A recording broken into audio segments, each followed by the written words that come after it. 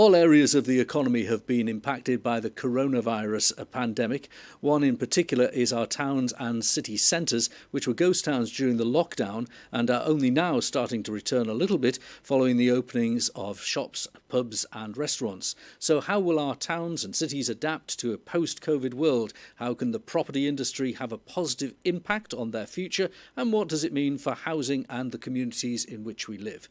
Joining me today to discuss these things is Gary Forrest, the chairman of property developer and investor at the High Street Group, Bob Robinson, director of planning for the planning consultancy DPP, and author and newspaper columnist and economist Liam Halligan. Liam, let's have an analysis from you first. Well, the economy is clearly in quite a steep nosedive. It's a nosedive, obviously, that's been implemented by the government, if you like. It's a recession like no other we've ever had, and we've seen a 25% drop in GDP over just 2 months, though in the last month that we have figures for, that's May, we've seen 1.8% growth. But of course, we're still well below where we were at the beginning of this year. It's not so much a V at the moment, so much as a sort of a crochet needle. But at least we're going in the right direction. The government's clearly got a huge amount of debt on its balance sheet. We're over 100% of GDP now. That's going to need to be managed. Going beyond just the Bank of England creating money and buying up the government's bonds. I think that's something that's very much on the government's mind. So I don't think there's just a general profligacy here. I think they are thinking hard about what they're spending, even though they're spending a great deal. And there will be a lot more spending going into the autumn because, of course, as well as 7, 8, 9% unemployment already on the claimant count numbers, we've got 9.5 million people furloughed. That's getting on for a third of the workforce. And some of those will unfortunately lose their jobs. So I don't think the stimulus is going to be taken away. Part of the stimulus the government wants to implement, of course, and is implementing is the property market. We've seen the headline cut in stamp duty from the threshold rising from 125k to 500k. I'm hearing within Downing Street that could be not just until next spring, it could even be implemented further. I'd probably like to see a permanent reduction in that residential tax on moving. And they're also thinking very hard about the high street. I would say that the big city centres are suffering more than the local high streets. I see people going back from lockdown to local high streets, even if they're not venturing in to the big cities. I think the government does need to get its levelling up agenda going. It's starting to realise that it needs to move beyond just big spending and thinking hard about how it implements spending at the local level. I think the Freeport agenda is going to be rolled out quicker than most people expect. So that should bring some proper imaginative tax cuts to some coastal regions. And there may even be some inland free ports, if you like, Graham, so-called enterprise zones, where there are proper reductions in capital gains tax, time limited, and other more favourable pro-business regulation. Look, in general, of course, property is in a very difficult position. Commercial property in particular is in a very difficult position because we don't know how this lockdown is going to change office life in the medium and even the long term. And we don't know how it's going to change the high street. But through the fog, if you like, through the confusion, through the bumbling and stumbling that we've been seeing from government in recent years, what I don't see is any instinct to really go for big tax rises, for big increases in regulation. I do think the Prime Minister, if his instincts can come to the fore, and if the Chancellor's instincts can come to the fore, we could respond to this, once in 3 centuries slowdown with pro-business policies, pro-growth policies, managing to handle our huge government debt burden, not through high inflation and not through high taxation, but through a constant expansion of the economy. That's the optimistic case. Okay, Gary, you are one of the entrepreneurs that Liam is referring to. Where is your assessment in the kind of property pipeline of things that you are developing? Have the developments continued, and have you got pipeline to go forward? We've got a lot of all our sites are back up and running at the present moment in time. Of our pipeline, we've got another £2 billion in pipeline to bring bring to the marketplace. And at the moment, we're doing a lot of PRS in city centres. We think PRS fuels the growth of city centres, and Manchester's a fantastic example of how PRS and student accommodation makes a city centre thrive. We're looking to do the same in Newcastle, in Birmingham. The challenge we've got at the present moment in time is most of the funding for that comes from your big institutions. And at this present moment in time, there's a real nervousness around liquidity. And I think everybody's preserving cash at the present moment in time. So getting new projects over the line is going to prove to be quite difficult, if I'm honest with you. I think there'll be a slowdown in new projects over the next 12 months, which is a shame, because it really just started the UK PRS had just really started to build some serious momentum. I think there'll be a slowdown in that, just while the institutions have a look at their balance sheets and their liquidity position. Ultimately, though, I think it's fair to say that the rental market's never really been impacted heavily by a recession. Rent rates tend to be intrinsically linked to inflation. So from that point of view, from the institutional point of view, it's a nice, stable investment. But at this moment in time, I think there's a serious nervousness. Our current projects will be completed out, no problem. I think that we launched out Hadrian's Tower to the tenants. It doesn't open until the end of October. Within the first week or two, we had 76 inquiries. We're only in July, so there's a real demand for the assets. We've signed up something like 15 tenant agreements already to take occupation in October, which is unheard of, really. So there's demand there.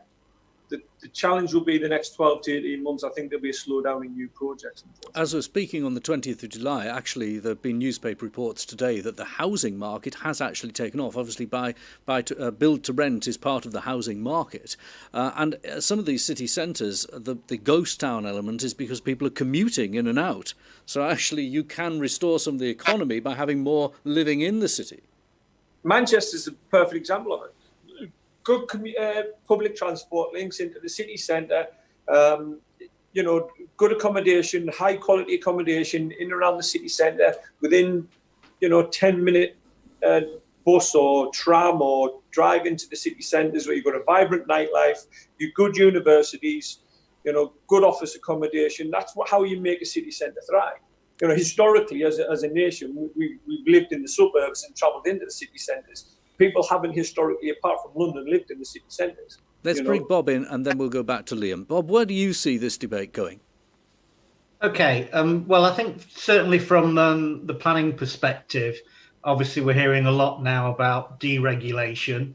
Some of it is, in my view, is very much welcomed. So the flexibility about commercial property uses in town centres, so that you can freely change between a shop and a restaurant, for example. I mean, that was a bit of an anachronistic thing in any event, in my mind. I think there is definitely a role for more residential within city centres. I think the danger is that we have to manage that correctly, so that we don't, at the same time, damage a lot of the activity that's going to make future town and city centres vibrant. A lot of it is the evening nightlife, music venues, etc., etc. So I think if we are going to accommodate residential within those locations as well, there needs to be the interface managed so that we have proper noise reduction measures, so that we don't have the retrospective pressure for all the music and arts and entertainment venues to then close down. So I do think it needs to be effectively managed rather than total deregulation. On the schemes you're working on in general, I know that DPP have a lot of schemes that you're involved with. Are you seeing that there's a commitment to end them, or has this pandemic caused real problems? I don't think it has, no. There was an initial dip on house building, but that very rapidly came back. One of my personal biggest clients is the Department of Education building new schools.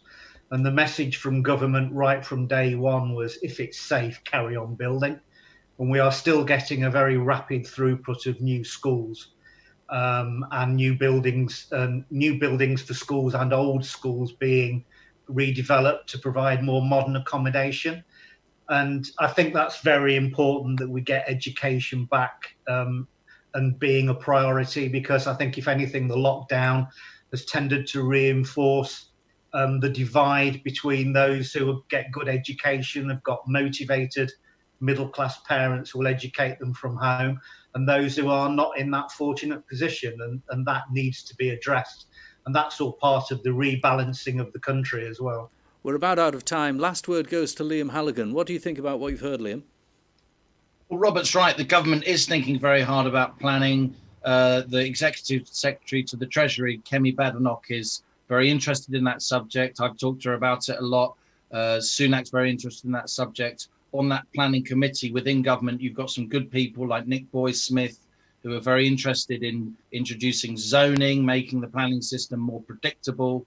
When it comes to urban living, the government is allowing a bit more permitted development rights, but I think there's a lot of pushback from Parliament on permitted development rights. The idea of converting sometimes quite shabby office buildings into small apartments that don't have to concur with the usual space regulations, living space regulations. I think a lot of MPs are pushing back on that. And Gary, I agree, there's lots of money sitting on the sidelines. And I think part of it is because there's, outside of financial markets, where financial markets have learned, have stopped understanding how they can correct, because there's so much kind of central bank liquidity around there. That's why you've got, a very, very toppy stock market, very, very toppy bond markets around the world. You've got real world investors like you guys who aren't investing through a computer screen, are putting proper money, on the line with specific strategic projects. And there's a lot of concern out there that this use of central bank funding will ultimately cause another kind of big downturn in financial asset prices.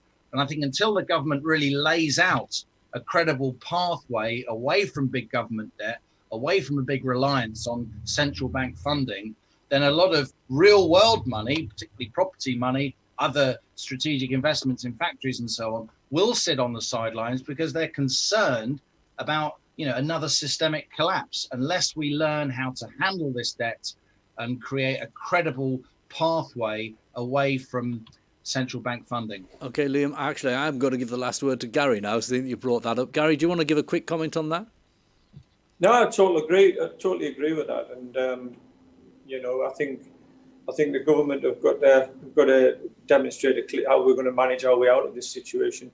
I think that from our point of view, we're talking to the institutions on a daily basis. I've just come off a conference call with one of them actually, and they are saying, oh yeah, we're really keen, we want to get involved, we're looking to do some stuff, but everybody's just really, really nervous at the moment. I think that we need some strong leadership to get these institutions' confidence back and get them back investing in the country.